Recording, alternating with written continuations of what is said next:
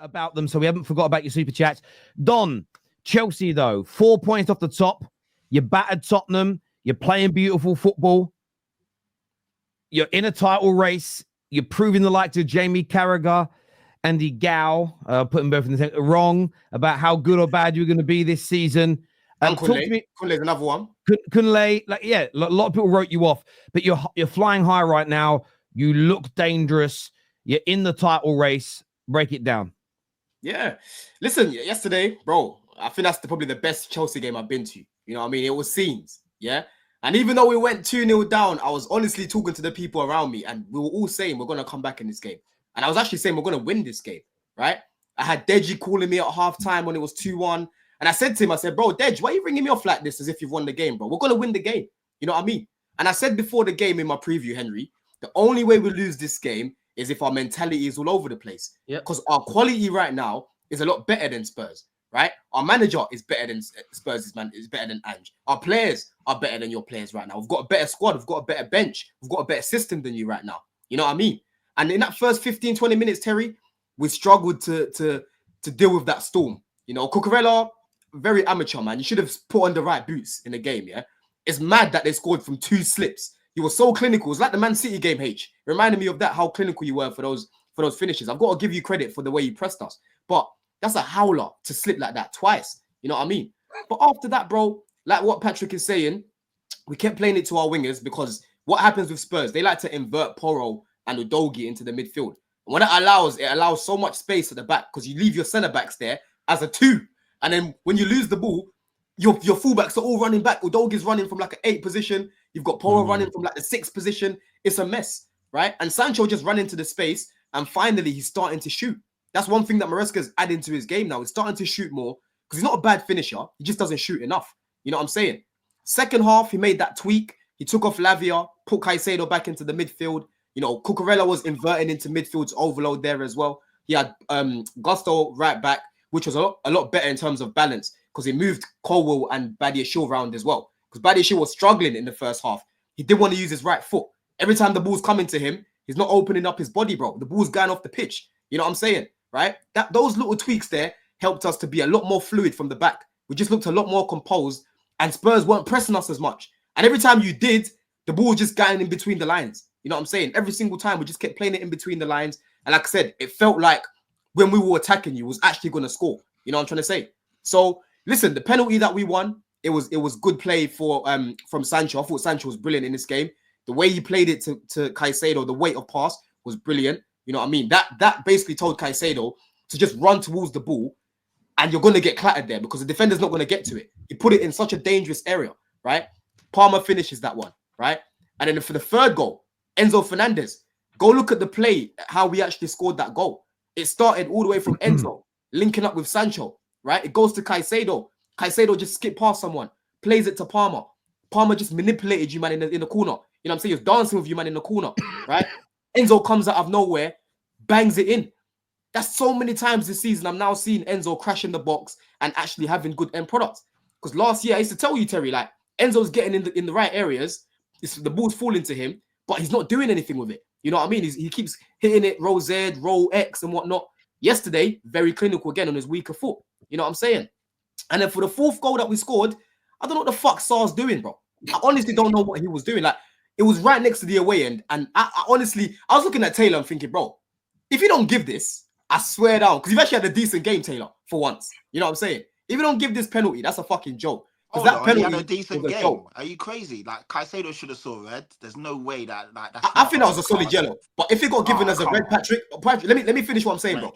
For me, that was a solid yellow card, right? If it got given as a red, I can't really debate it too much. Some people say red, some will say solid yellow. For me, it was a solid yellow because it wasn't that high and he pulled out ASAP as well. You know what I'm saying, right? But we've seen so many players. I know, I hear what you're saying, but we've seen so many players get sent off for that. Curtis Jones at our stadium, his tackle was nowhere near as harsh and as ferocious. He got a red. Cuti Romero last year against you guys got a red card for a similar tackle. So, like, the context of the Premier League and what they're giving, it's a red card.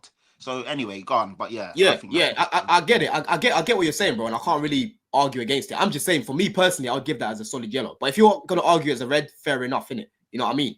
But overall, like I said, bro, we showed mentality in this game. That was the main thing for me. mentality, we showed quality, we showed tactical nous, especially in that second half. Enzo Fernandez, bro, the way he was just pinging the ball, right? Because the midfield was so congested. Sometimes you just need a player to get the ball and just spray it so it releases pressure off the team. Because if you're trying to pop it into the midfield against Spurs, they're going to win the ball back. Sometimes you just go wide, bro, because like you're saying, there's so much space in that in the wide areas. You know what I mean? So the main thing that I'm annoyed about is the fact that we conceded 3 goals against Tottenham, because it doesn't look good in terms of the scoreline. But overall, bro, we dominated the game. Our patterns of play were a lot better. Yeah, and we were better than you. Let's be real. Before I go to Kunle and ask him about his thoughts on Chelsea and and the panel's views around them now and moving forward, Will as well, that backed them very early on. Is that maybe your only concern about title race talk? Is that it's 18 goals now conceded this season, not quite double Liverpool, but not far away from that. You're conceding at the same rate as Man United, who are currently 13th, to put that out. Is that the area that, if you're going to go on to maybe win this title, that you've really got to focus on improving? Yeah, no, for sure, man, for sure. Because once again, Sanchez just giving the ball away, you know what I mean? He's getting pressed, he's kicking it off the pitch. He's just a shambles, man. And like I said, there was players shouting at him again, Terry. I tell you week after week when I'm on here, bro, they shout at him. You know what I'm saying? I'm shouting at him as well. And I know he can hear me, bro. Because that stadium was quiet after about 20 minutes. You man was just sitting there, expecting the worst. You know what I'm saying? So you could fucking hear me shouting, yeah? But he's a big hazard because he doesn't allow the centre-backs to feel comfortable on the ball or relaxed, right? Every time they get on the ball, Terry, and they pass it back to him, I'm scared, bro. Because I'm like, what is this guy going to do? What is he going to do? You know what I mean? Put Sanchez with Van Dijk and that in front of him. I promise you, you won't see Van Dijk playing to his best. He'll be shaky. He'll be shaky as well. Yeah, I get you know what I mean? That's the main issue. We need to drop him, start Jorgensen. People keep saying buying a goalkeeper in January, bro. It's not going to happen. We've just signed Jorgensen. Sanchez is still here. Centre-backs, I don't know what's going to happen there. We're going to have to sell Disasi. I don't think Badiashile is going to get sold. I don't know what we're going to do in January. It's going to be intriguing to see. But defensively, for sure, we need to improve because we're making too many silly mistakes at the back. To be fair, again, like the defensive system is there because we conceded 2 goals through Cucurella having the wrong boots and then a stupid goal at the end where like we kind of just didn't really. We weren't. The game was done then. The game was done. Yeah. So like the system's there. It's just the individuals are just every time Sanchez gets that ball, it is. You hope he just kicks it long. It gets to the point where it's like you just hope he kicks it long because it's just too much pressure on everyone else receiving it. But you don't think that Sanchez kind of gets a little scapegoated? Because I feel like it's a mix of both the goalkeeper and the back line. Because like Levi Colwell and Badiashile, like they're walking mistakes as well. So I feel like the goalkeeper's not giving them confidence, but then I feel like they're not giving Sanchez confidence either. Like, because they're all just mistake prone, right? Like, yeah, but that's kind of how I feel. The Badiashile and Colwell problem is that they're just both left-footed. So like, and Badiashile is especially left-footed. So when you put him on the right, he doesn't know how to switch. You know, when we switched in the second half, we were a lot more. I think Sanchez is a problem. I agree with what Will said, though. I think you've got a lot of problems at the back. Levi Colwell as an example. I think it's a really talented centre back. The way Solanke did him yesterday, listen, it was a really good run. But that's because you've got a young centre back who's learning his trade. And this is. You look at Saliba now, how good he is. You talk about a man that's been playing at the highest level for 3 or 4 years, as an example. It takes a long time. And Levi Colwell going out on loan to other clubs that, often sit, more men behind the ball. You don't do as much one-on-one defending outside of being in the top 4, top 5, top 6 club in the Premier League or playing for a Real Madrid. And I think it exposes you more. That's the only reason why I wouldn't predict you to win the league from this point. Is I think you look at Badiashile, you look at Disasi. I don't think Levi is ready yet at the level. I think that, Reece James never being able to stay fit.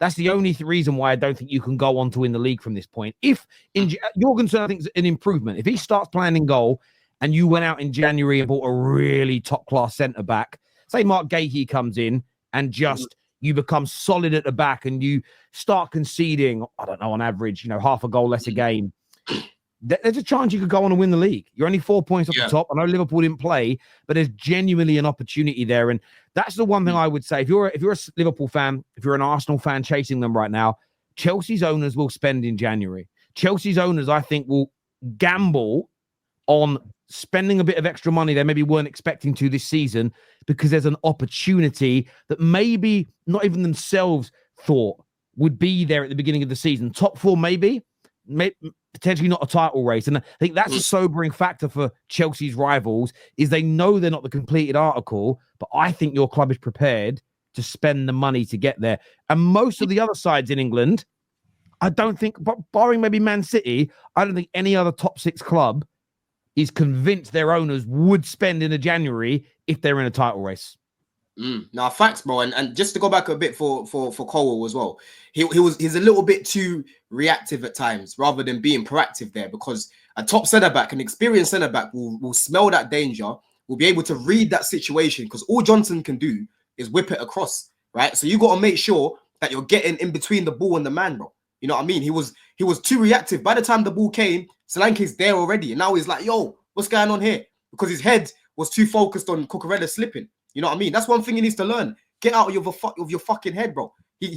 I like the fact that he likes to talk to players and shout at them and that, but sometimes it actually ruins his game. He was too busy complaining there at Cucurella. He didn't focus on that moment. You know what I mean? And even for the second goal, like Lavia and Cole, they're just watching Kulu, watching him. And I could see from where I'm watching, Terry, what he's going to do. He took it, as if he's going to go far left, and then he just reverse shot. Top finish from Kulu. But that defending was shocking, man. You know what I'm saying? But I'll be real, the defending has improved because Caicedo's been playing a lot better. You know what I'm saying? Lavia has been good in midfield as well. Enzo's been good off the ball, in all honesty, as well. But the issue that you've got, like you said, is the centre-backs are a little bit inexperienced. And obviously, you've got Sanchez as well. I think Cole and Fofana are getting better by the week. I think that they are getting better. I think Cole has actually helped us improve, ironically, because in the box he's been quite good. But you're always going to get these little moments at times because they're just not at that level. You know what I mean? They're not at that level yet, bro. Yeah, I don't think Chelsea are title contenders, and that's no disrespect to them. But I do think that they're a very, very good team with a massive ceiling. Like yesterday, they battered us. The scoreline, like Henry said, it flattered us. Losing 4-3, if you see it on paper, you're like, oh, maybe that was a tight game, but it wasn't. It could have been 6-7. We were just fortunate that Chelsea didn't really have the execution game tight, like in the last final third. But you look at them and they're definitely a shoe-in for the top 4. They'll probably win the conference. They definitely have the signs of a really good team there. I just think they probably need 1 or 2 better centre-back position. People coming in. And like you said, the goalkeeper is very shaky. But all in all, you're a very good team. And it looks like the players that you've brought in are all, fitting into that system. Then you've got players like Nkunku coming off the bench. You've got quality, and your manager seems to be, and I dissed him in the summer, so I'll hold that one because I said, championship manager, coming in, what's he going to do? But looking at how he actually adapts in games and how he manages games, he's a good manager, man. You have to give it to him. Like 100%. At half time, he could see that you needed to tweak that midfield a bit, and he did it. Do you know what I mean? And he switched the centre backs, and then you lot just looked more assertive. And from like the 16th minute onwards, we were just under waves and waves and waves of attack. And sooner or later, you're going to see, and like people say, Basuma, if he didn't give the penalty away, Sarr didn't do that. But when you're constantly defending for 60 minutes, it forces players to make mistakes because you're on the back foot and your head's all over the place because you're just under wave and wave and wave. And these guys aren't known to defend like that. So I think Chelsea, they outdone us, man. And you can see the difference. And again, it goes back to what I was saying in the summer of 2023, why I didn't want Ange, because he's just not at that level to manage and really get the team to where it needs to be. Actually, just before I go as well, Terry, because I got to go in a second. Yeah, the game that changed it for me was about Ange, because I was bigging him up, and I was rating the guy at the time. Yeah, you were. I remember we was having this. Yeah, but I changed my take on him when we played you, and you had 9 men, and he was still sticking to the high line. That's when I said, this is a madman, right? Because any normal guy, here we are, mate. Would have just sat back. Any normal guy would drop back, right? Yeah, and be a little bit more condensed. And again, you literally played into our hands, right? Our wingers had so much space. It's annoying because Neto was getting on the ball, but Udogie, to be fair, locked him up. Neto didn't really do much in terms of going past him or getting in the box much. Udogie did him on that side, but Porro struggled with Sancho, man. Sancho was fantastic in this game, bro. Yeah, some United fans were saying he can't do it in the league, bro. So tidy. That was his best.